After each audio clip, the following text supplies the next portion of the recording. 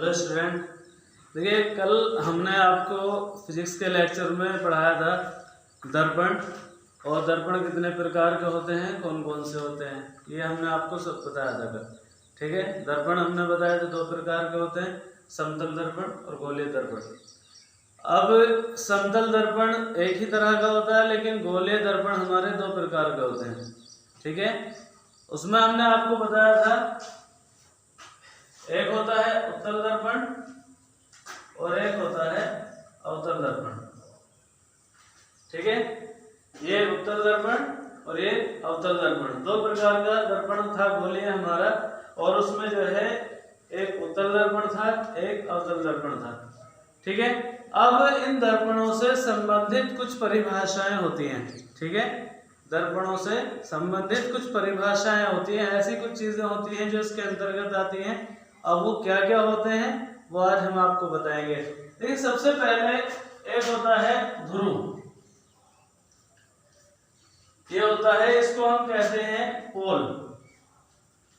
ठीक है, दर्पण का जो ध्रुव होता है उसे कहते हैं हम पोल। क्या होता है दर्पण का ध्रुव? कि कोई भी दर्पण है गोलीय दर्पण, ठीक है, जो गोलीय दर्पण होते हैं हमारे, ये जो दर्पण है इन दोनों में से कोई सा भी गोलीय दर्पण है, उत्तल दर्पण हो या अवतल दर्पण हो। ठीक है, तो इसमें जो है इस जो ये परावर्तक तल होता है, इसका ये परावर्तक तल, ठीक है, इसका मध्य बिंदु, अगर हम बात करें मध्य बिंदु, तो ये जो मध्य बिंदु होता है ये हमारा क्या कहलाता है? दर्पण का ध्रुव कहलाता है, जिसे हम कैपिटल P से डिनोट करते हैं। ये हमारा दर्पण का ध्रुव कहलाता है। ठीक है, यानी किसी भी गोलीय दर्पण के, जो गोलीय दर्पण होते हैं, किसी भी गोलीय दर्पण के परावर्तक तल के मध्य बिंदु को, परावर्तक तल के मध्य बिंदु को हम दर्पण का ध्रुव कहते हैं, जिसे हम कैपिटल P से डिनोट करते हैं। ठीक है, उसके बाद आती है मुख्य अक्ष। ठीक है, मुख्य अक्ष। अब मुख्य अक्ष क्या होती है? देखिए, मुख्य अक्ष एक ऐसी रेखा होती है जो इस गोलीय दर्पण के ध्रुव से और वक्रता केंद्र जो C होता है, वक्रता केंद्र C, इन दोनों को मिलाकर जाने वाली सीधी रेखा होती है, वो हमारी मुख्य अक्ष कहलाती है। ये हमारी मुख्य अक्ष कहलाती है। जो दर्पण का ध्रुव होता है हमारा, और जो सेंटर ऑफ कर्वेचर यानी वक्रता केंद्र होता है, वक्रता केंद्र मैंने आपको बताया था पिछली क्लास में कि जिस गोले में से, ये जो गोला होता है जिसमें से दर्पण काटा गया है, ठीक है, मान लीजिए अगर इसको हम ऐसा पूरा बनाए तो ये गोला है, और इस गोले का जो केंद्र होता है वो वक्रता केंद्र होता है, और इस केंद्र को और इस ध्रुव को मिलाकर जाने वाली जो सीधी रेखा होती है वो हमारी मुख्य अक्ष कहलाती है। ठीक है, उसके बाद में आता है वक्रता केंद्र। मैंने आपको बता ही दिया कि जिस गोले में से ये दर्पण काटे जाते हैं, या ये दर्पण जिस गोले का भाग होते हैं, उस गोले का जो केंद्र होता है, इसका सेंटर ये होगा, तो इस गोले का जो केंद्र होगा, इस गोले का केंद्र वो हमारा क्या होता है? सेंटर ऑफ कर्वेचर होता है, यानी वक्रता केंद्र होता है। अब बात करें अगर हम वक्रता केंद्र, तो उसको हम कैपिटल C से डिनोट करते हैं, कैपिटल C। ठीक है, वक्रता केंद्र को हम कैपिटल C से डिनोट करते हैं, कैपिटल C से डिनोट करते हैं। अब इसके बाद में आता है वक्रता त्रिज्या, रेडियस ऑफ कर्वेचर। तो रेडियस ऑफ कर्वेचर क्या होता है? देखिए, ये जो हमारा ध्रुव होता है, ध्रुव, इस ध्रुव से और वक्रता केंद्र तक की दूरी, ये जो दूरी होती है यहाँ से यहाँ तक, इसको हम centre of curvature, radius of curvature कहते हैं। इसे हम कैपिटल R या स्मॉल r दोनों से ही प्रदर्शित कर सकते हैं। तो कैपिटल R या स्मॉल r से प्रदर्शित करते हैं, इसे हम कहते हैं रेडियस ऑफ कर्वेचर यानी वक्रता त्रिज्या। ठीक है, इसके बाद में अगला जो आता है हमारा, वो आता है दर्पण का द्वारक। ठीक है, दर्पण का द्वारक आता है। अब दर्पण का द्वारक क्या होता है? ये जो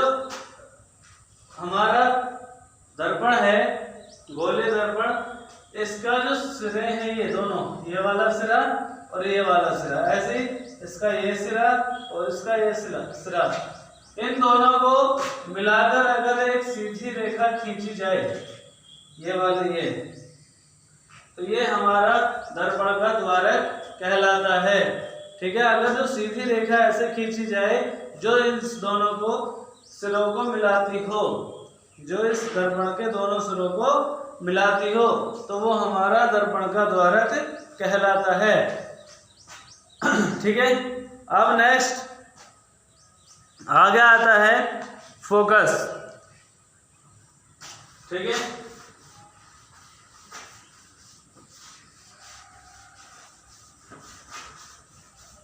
अब अगर एक हम अलग चित्र बनाएं इस तरह से, तो ये जो चित्र है इसमें हम सारी चीजें एक साथ दिखा सकते हैं। ये हमारी मुख्य अक्ष हो गई, ये ध्रुव हो गया, ये पोल हो गया, ये सेंटर ऑफ कर्वेचर सी हो गया। ठीक है, और ये हमारा दर्पण का द्वारक हो गया, ये हमारा रेडियस ऑफ कर्वेचर आर हो गया। ठीक है, तो ये हो गया पोल, ये मुख्य अक्ष, ये रेडियस ऑफ कर्वेचर वक्रता त्रिज्या, ये वक्रता केंद्र और ये दर्पण का द्वारक। तो ये सारी चीजें एक ही चित्र में हम दिखा सकते हैं। ठीक है, अब अगली बार तो ये हमारा एक ध्रुव था, फिर मुख्य अक्ष, फिर वक्रता केंद्र और फिर वक्रता त्रिज्या और फिर लास्ट में रहा था दर्पण का द्वारक। ठीक है, इसको इंग्लिश में पोल कहते हैं, इसको प्रिंसिपल एक्सिस।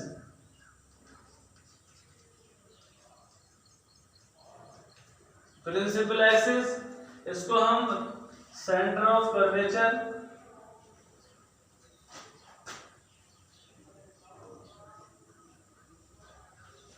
ठीक है, वक्रता त्रिज्या को रेडियस ऑफ कर्वेचर,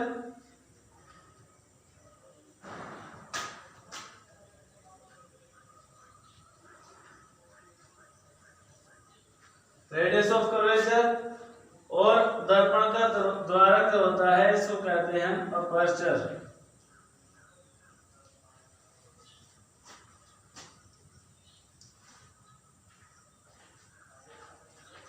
ठीक है, अपर्चर ऑफ मिरर। ये हमारी सारी चीजें हो गई। ध्रुव को पोल कहते हैं, मुख्य अक्ष को प्रिंसिपल एक्सिस कहते हैं, वक्रता केंद्र को सेंटर ऑफ कर्वेचर कहते हैं, और वक्रता त्रिज्या को रेडियस ऑफ कर्वेचर, और दर्पण का द्वारक जो होता है उसको हम कहते हैं अपर्चर ऑफ मिरर। ठीक है, ये सारी चीजें एक ही चित्र में हमने यहाँ पे आपको दिखाई। इसके बाद आता है आगे फोकस। ये आता है अगला फोकस। इंग्लिश में भी इसको फोकस ही कहते हैं। ठीक है, इंग्लिश में भी इसको फोकस कहते हैं और हिंदी में भी फोकस ही कहते हैं। अब फोकस क्या होता है? देखिए, अगर हम ये वाला चित्र बनाएं, ये हमारा पोल हो गया P, ये हमारा सेंटर ऑफ कर्वेचर हो गया C, और ये इस मुख्य अक्ष हो गई हमारी। ठीक है, तो इसमें बात करें अगर हम फोकस की, तो फोकस की परिभाषा ये होती है कि इस मुख्य अक्ष के समांतर यानी पैरेलल समांतर चलने वाली प्रकाश की किरणें दर्पण से जब टकराती हैं, टकराने के बाद उनका परावर्तन होता है। ठीक है, परावर्तन होता है तो परावर्तन के बाद वे जिस बिंदु से होकर जाती हैं, तो ये जो बिंदु होता है ये हमारा फोकस कहलाता है। मुख्य अक्ष के समांतर चलने वाली प्रकाश की किरणें अवतल दर्पण से परावर्तन के बाद जिस फोकस से होकर जाती है तो उसे अवतल दर्पण का फोकस कहेंगे। लेकिन अगर हम बात करें इस वाले चित्र में,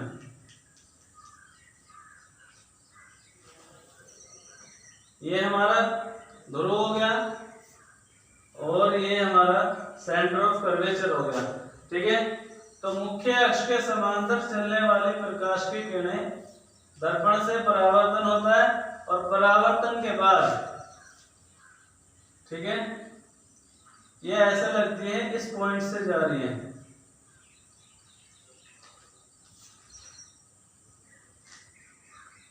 ये इस तरह से ऐसे, ठीक है। तो ये इस तरह से हमारी इधर को परावर्तित हो जाती हैं। लेकिन अगर हम इनको पीछे बढ़ा के देखें तो ऐसा लगता है इस बिंदु से चल रही हो, ठीक है। तो अब ये दो तरह के चित्र हो गए। अब दोनों को मिलाकर जब इसकी परिभाषा बनती है तो ये बनती है कि मुख्य अक्ष के समांतर, इस मुख्य अक्ष के समांतर चलने वाली प्रकाश की किरणें दर्पण से, दर्पण ये वाला भी है और ये भी है, दर्पण से परावर्तन के बाद जिस बिंदु से होकर जाती है या उस बिंदु से चलती हुई प्रतीत होती हैं, जिस बिंदु से होकर जाती है या उस बिंदु से चलती हुई प्रतीत होती हैं, तो वह बिंदु दर्पण का फोकस कहलाता है, ठीक है। तो जिस बिंदु से होकर जाते हैं या जिस बिंदु से चलती हुई प्रतीत होती है तो वह बिंदु क्या कहलाता है, दर्पण का फोकस कहलाता है, ठीक है। तो ये दोनों ही चित्र इसमें हमारे आते हैं, ठीक है। अब एक आता है हेडिंग फोकस दूरी, इसके बाद आता है फोकस दूरी, इसको कहते हैं हम focal length. Focal length, focal length क्या होती है, फोकस दूरी। देखिए दर्पण का ध्रुव है ये, इस ध्रुव से इस फोकस तक की दूरी क्या कहलाती है, फोकस दूरी कहलाती है। दर्पण के ध्रुव से और फोकस तक की दूरी, दर्पण के ध्रुव से और यहाँ फोकस तक की दूरी क्या कहलाती है, फोकस दूरी कहलाती है। इसे हम कैपिटल एफ से भी दिखा सकते हैं या स्मॉल एफ से भी दिखा सकते हैं। तो कैपिटल एफ या स्मॉल एफ से इसको प्रदर्शित किया जाता है। अब इसमें जो है फोकस दूरी एफ और वक्रता त्रिज्या आर, इन दोनों में एक संबंध होता है, उसको हम क्या दिखाते हैं, तो फोकस दूरी जो होती है वक्रता त्रिज्या की आधी होती है। फोकस दूरी वक्रता त्रिज्या की आधी होती है, या हम कह सकते हैं कि वक्रता त्रिज्या फोकस दूरी की दोगुनी होती है। ये भी हम लिख सकते हैं, चाहे ये या ये, ठीक है। कि फोकस दूरी वक्रता त्रिज्या से आधी हो सकती है, ये कह दीजिए, या ये कह दीजिए कि वक्रता त्रिज्या फोकस दूरी की दोगुनी होती है। ओके स्टूडेंट, आज के लिए इतना ही, बाकी पढ़ाएंगे कल नेक्स्ट क्लास में।